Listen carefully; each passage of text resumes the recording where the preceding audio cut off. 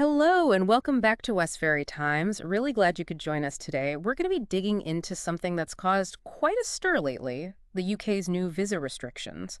So we'll unpack what these rules actually are, why they've been brought in, and what it might mean for different people.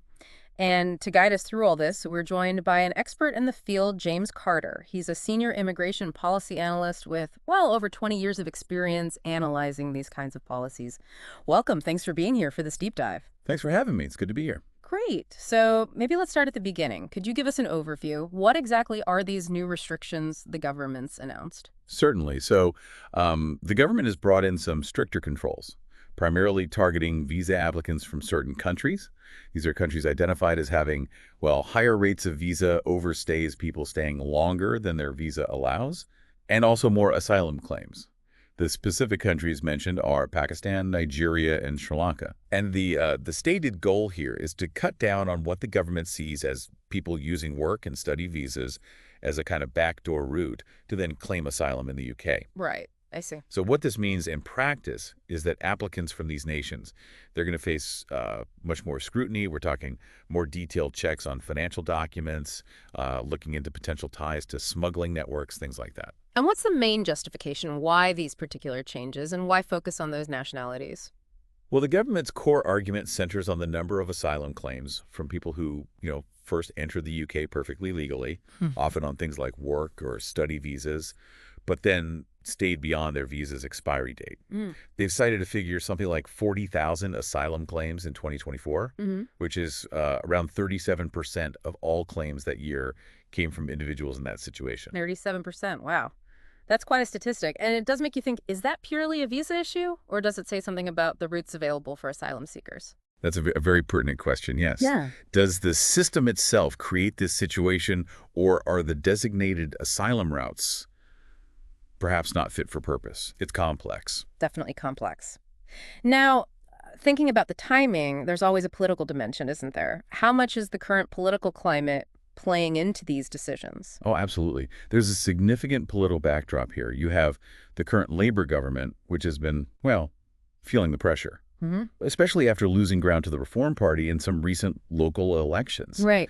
So many analysts see this tougher stance on immigration as a strategic move, an attempt to win back some public support, perhaps. Makes sense. And how's it landed? What have the reactions been like, both politically and maybe among the public? It's been pretty mixed, as you'd probably expect.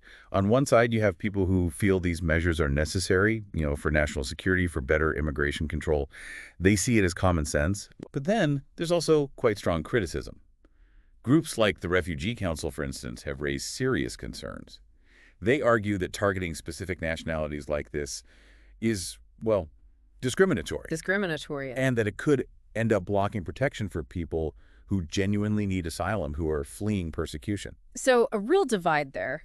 Let's bring it down to the individual level then. Amidst all this political debate, how are these rules actually going to impact, say, international students or skilled workers wanting to come to the UK? Yeah, that's crucial. International students, particularly from countries like Nigeria and India, they're likely to find things more challenging. The plan involves scrutinizing their financial documents much more closely, making sure they genuinely have the funds. Right, the money side. Exactly. And there are also going to be tighter limits on students bringing dependents, family members with them. Plus, there's ongoing discussions about possibly restricting opportunities to work after graduation, especially in jobs considered lower wage. Okay. That could really impact the UK's appeal to students globally, couldn't it? It certainly could. It raises big questions for the higher education sector. And what about skilled workers? Are they facing new hurdles too? Yes, skilled workers aren't exempt. The requirements are getting stricter there as well. One specific change affects employers in the care sector. They'll now have to show they've tried to recruit international care workers who are already in England before they can sponsor someone new from overseas. Prioritize those already here. Precisely. And on top of that, the minimum salary you need to earn to qualify for the skilled worker visa, specifically for health and care roles, that's going up. It's being increased to £25,000.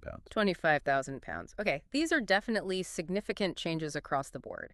Given the focus on specific nationalities and the potential impact, are we likely to see legal challenges? Could the government end up in court over this? Well, legal experts are certainly suggesting that's a possibility. Yes.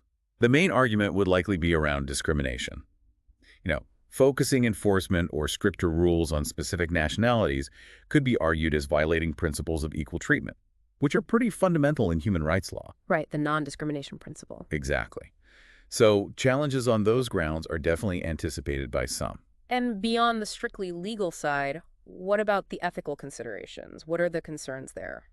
Ethically, the big worry is that these measures, even if intended to control borders, might deter genuine asylum seekers, people who really need safety. It could contribute to what some call a hostile environment for immigrants generally. That phrase again. Yes, and organizations like the Refugee Council keep emphasizing the need for, fair treatment and proper support systems for anyone seeking refuge, regardless of how they arrived or their nationality. It's a difficult balance to strike, seemingly. Looking at the bigger picture now, what could the wider consequences be for the UK? Thinking internationally. There are a few potential knock-on effects, I think. Firstly, it could impact the UK's reputation on the global stage. If it's seen as less welcoming, that might put off talented students and skilled workers who have other options, other countries they could go to. Yeah, competition for talent is fierce. It really is. And secondly, these policies, especially targeting specific countries, could potentially strain diplomatic relations with those nations. That's always a risk. So, potential diplomatic fallout, too. Okay. What's next, then? What should we be looking out for in terms of UK immigration policy going forward? Well, the government has signaled that it plans to release a comprehensive immigration white paper fairly soon. This is expected to be sort of the big blueprint. It should lay out further reforms in more detail. The overall aim seems pretty clear: reducing net migration figures and generally tightening visa controls across the board. So we're expecting more detail on how they plan to achieve that. A white paper. Okay. Something to watch out for. As we wrap up this deep dive, which has been really illuminating, what's your final piece of advice for anyone listening who might be affected by these changes or perhaps planning to apply for a UK visa soon? I think the most important thing is to stay informed, really keep up to date. The best place for that is official sources, like the UK Visas and Immigration section on the government website. That's where the latest rules and guidance will be. Right, go to the source. Exactly. And if you are applying, just be meticulous. Make absolutely sure all your documents are accurate, complete, and submitted correctly. Double check everything. And finally, don't hesitate to seek professional advice if you need it. An immigration lawyer or a registered advisor who understands your specific situation can be incredibly helpful in navigating what are, let's face it, quite complex changes. Stay informed, be thorough, and get advice if needed. That sounds like solid counsel. Thank you so much for breaking all this down for us today on Westferry Times. Your insights have been invaluable. You're very welcome. Thank you for the discussion. And a big thank you to you for listening to Westferry Times. We hope this exploration has helped clarify things a bit. Remember to subscribe to Westferry Times so you don't miss our future deep dives into the stories shaping our world. Goodbye for